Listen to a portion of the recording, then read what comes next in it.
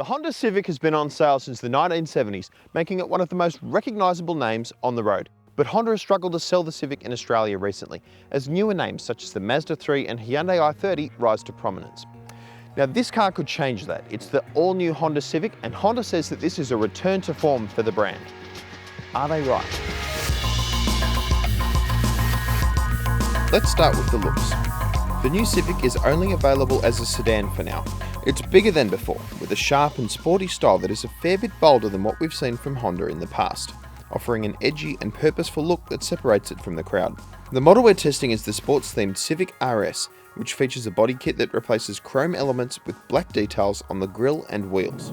The car we're driving right now wears RS badges, but don't think of it as an RS in the same way that a Renault Megane might be an RS. This isn't that sort of car. Instead, it's more of a sports body kit type package, and it's not too bad on the road either. The steering is quite heavy. There's a bit of meat to the steering, which I actually really appreciate as a driver. I don't like cars with overly light steering, and it feels really composed on the road. It's a car that you can really get a bit of confidence in and press along without any worries whatsoever.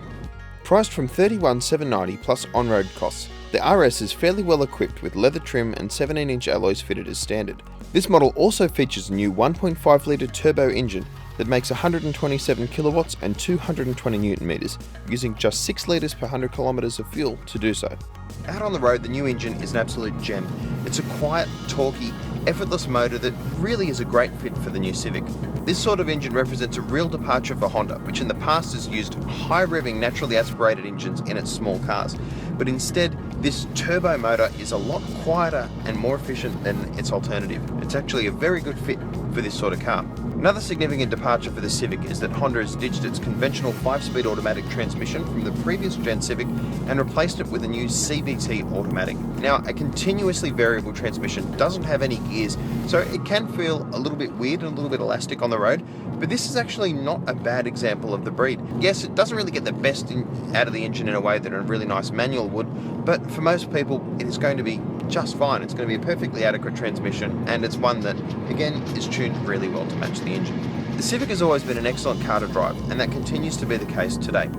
The ride on this car is very well sorted. It's maybe just a little bit firm, but it has great body control. When you hit a bump, it doesn't really unsettle the car for an extended period of time.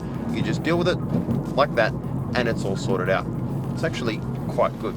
There's loads of space in the Civic, which has plenty of room for passengers and more than 500 litres of cargo capacity in the boot. There are 5 models in the range, and all of them get a touchscreen stereo and reversing camera as standard, though cheaper variants miss out on that new turbo engine.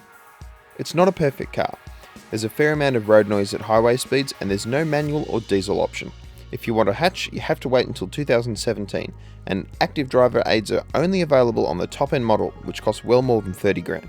The Civic is not the game changer that Honda hopes it'll be, but it is good enough to be on the shopping list for anybody considering a new small car.